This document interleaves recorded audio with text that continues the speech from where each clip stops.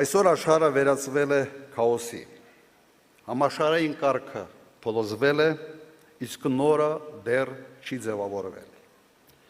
Ամենայն հավանականությամբ ջունգլիների օրենքը որոշ ժամանակ կլինի համաշխարհային նոր կարգ։ Այդ պայմաններում անվտանգությունը առաջիկա տարիներին մնում է Հայաստանի գլխավոր խնդիրներից մեկը։ Հայաստանին անհրաժեշտ է մարտունակ բանակ, ուժեղ առաջնորդ և հզոր դաշնակից, որպեսզի համատեղ ուժերով չեզոքացվեն բոլոր սպառնալիքները։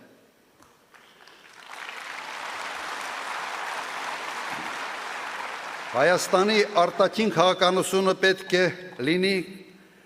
կանխատեսելի, հասկանալի և մերժի մեծ տերությունների հակասությունների վրա խաղալու տարբերակը։ Հիշեցնեմ, որ հենց այդ մոտեցումն ապահովեց Հայաստանի ամենախաղաղ տարիները իմ նախագահության օրոք։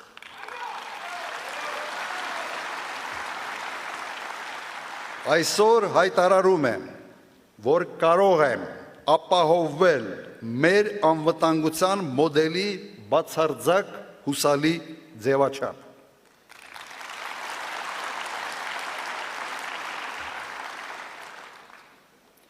Մենք կողմ ենք Ադրբեջանի հետ խաղաղությանը, բայց այդ խաղաղությունը պետք է հիմնված լինի ոչ թե պապայիս արև մոդելի վրա, այլ անվտանգության իրական երաշխիքների վրա։ Դա հատկապես կարևոր է այն պայմաններում, երբ իրավունքի ուժը աշխարհում փոխարինվել է ուժի իրավունքով։ Սիրելի հայրենակիցներ, մեր նպատակն է դառնալ Հարավային Կովկասի ամենաարդյունավետ և ամենակազմակերպված պետությունը։ Միայն այդպիսին լինելով մենք կարող ենք գերտերությունների համար լինել հետաքրքիր դաշնակիցներ և գործընկերներ։ Եվ միայն այդ դեպքում մեր շահերը պատշաճ կերպով կհարգվեն։ Ազգային շահերը մի լուսանկարի դիմաց վաճառելը նվաստացուցիչ է և հանցավոր։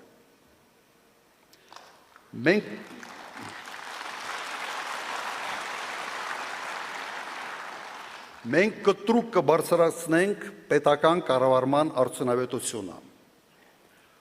Կառավարությունը ես եմ ներկայիս հայտարարակ ուսապարկային մոդելը պետք է փոխարինվի կառավարությունը մենք ենք կոլեգիալ ներառական մոդելով։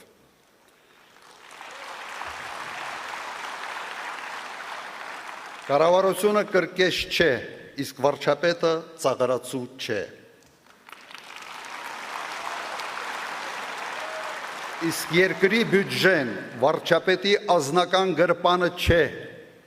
որից սնվում է իր ամբողջ թայֆեն։ Այստեղ մենք իրական կարգ ու կանոն կհաստատենք, վստահ եղեք։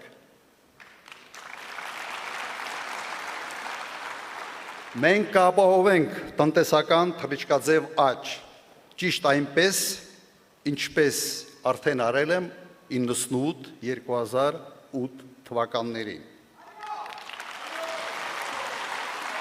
Այն ժամանակ Հայաստանը մտնում էր աշխարհի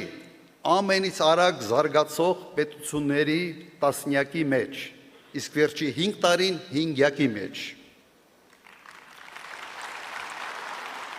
Մենք պետք է ստեղծենք ժամանակակից մրցունակ արդյունաբերություն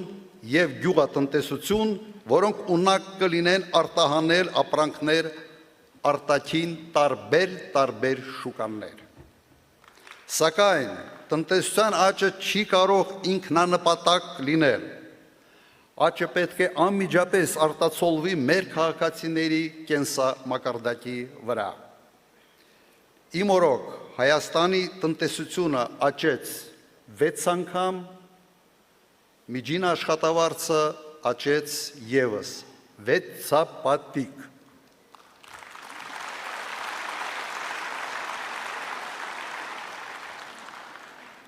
Հիմա չեն կարող խոստում վերցնել 6 անգամ, բայց շեշտակի աճ ի վիճակի ենք ապահովել։ Երկիրը կրկին պետք է դառնա գրավիչ հայրենական բիզնեսի եւ օտարերկրյա ներդրողների համար։ Այստեղ մեծ դեր պետք է խաղա Սփյուռքը իր կարողություններով,